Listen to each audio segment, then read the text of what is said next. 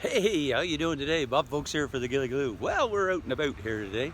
I'm at the beautiful subdivision here in Almont called Mill Run. There's several different developments that this builder, a very awarded builder for their quality, their fit and finish, and we actually just moved into Mill Run. So I'm not here to talk about anybody that what they did or they didn't do or slam anybody for anything, but what I am going to talk about is to what we can do as homeowners in a brand new development like this and how we can help create some habitat. Mill Run is a beautiful location here. It's a fabulous builder called Neil Corp Homes. Their office is right over there. Which one? And I have absolutely nothing but admiration for these people. They've done a great job. They're planting hardwood trees all along their streets. They're doing all kinds of things. But what I'm going to talk about is habitat creation and what we can do as new homeowners, and perhaps we need to talk about how we go about establishing subdivisions. So let's go for a little drive. Beautiful sunshiny day here in October. I'll talk to you soon. So in these new developments and things, the problem is the way that to be cost effective for the builder and for the person, because we all like to make some money and we all like to prosper, and there's absolutely nothing wrong with that. But the problem is what was here and what you can see over there in behind me was probably about 300 acres of forest here, give or take a little bit, and all those homes and stuff that are over there. So what happens is they have to make it cost effective. The only way that they can work with it, because of their density, their footprint density per lot, they have to demolish every tree, every bit of vegetation that's there in order to replace what was there with homes. Now they may have to raise up, they may have to do what, but you can imagine with all this that was in this development that is here behind me, how many insects, how many birds, how many snakes, how many salamanders, how many bits of habitat and stuff have been demolished and displaced.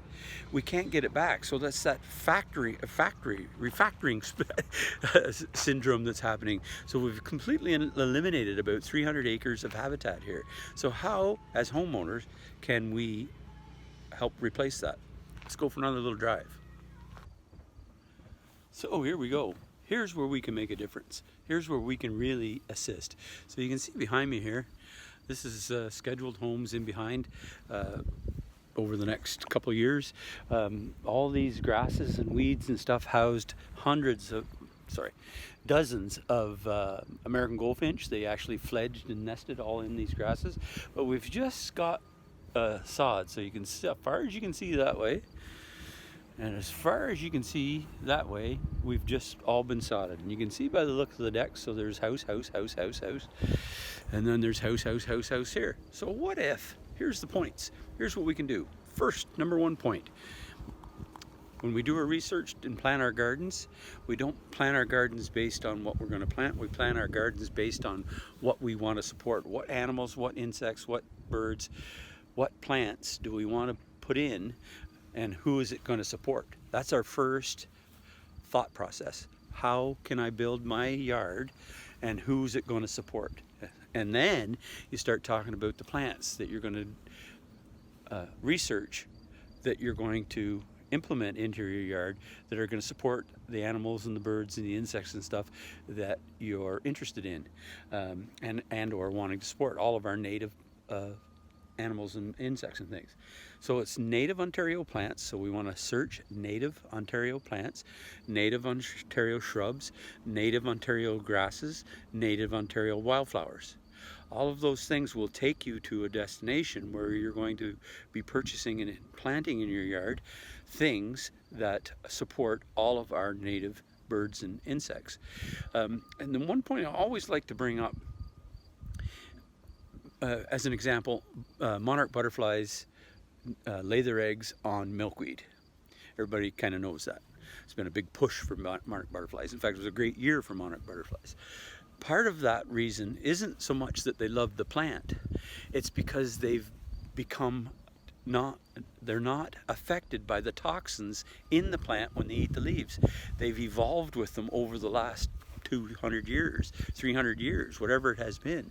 So if we plant say a decorative grasses or decorative things in the yard, it supports absolutely nothing, because as soon as any of the insects or bugs that support the food chain eat it, they die. So we got to think about who we're going to support. So milkweed is non-toxic to the monarch butterfly, whereas to something else it perhaps can be. So the next thing that we want to do is that I want to talk to my neighbor over here, and I want to talk to my neighbor over here, and then we want to plant a strip all the way along here and connect it. We want to link all the backyards with native grasses and flowers, so that if we do so, because it's about 100 yards that way and 50 yards this way, so we have 150 yards of habitat, say 5 feet wide. So there's the strip. We go 5 feet all the way along, right from one end to the other, all the way through this 300 acres. Think about how much habitat we're recreating of native plants and grasses and wildflowers that are going to support butterflies, that are going to support bees, they're going to support birds, that is going to support frogs, that's going to support insects, so that we're complementing the food chain, because the birds need the bugs and the insects need the plants and so forth and so on. So that wild patch that I planted at our house on the river at Fitzroy, you remember, it had frogs and things in it almost immediately when it first started to grow. So I think it's a real opportunity here for us to link all of our backyards together, make it a community project. I'm going to post this on our community page here in Mill Run, Facebook page, and we're going to have a community discussion about it. Not that I know everything about it. All I want to do is raise everybody's awareness, and that when we're planting our yards, plan to support. And when you're planning to get privacy, don't use fences, use shrubs and hedges. It creates nesting habitat. In the winter, utilize roosting boxes to allow birds to get into them. In the summer, put up nesting boxes, wren boxes, and all those things will work.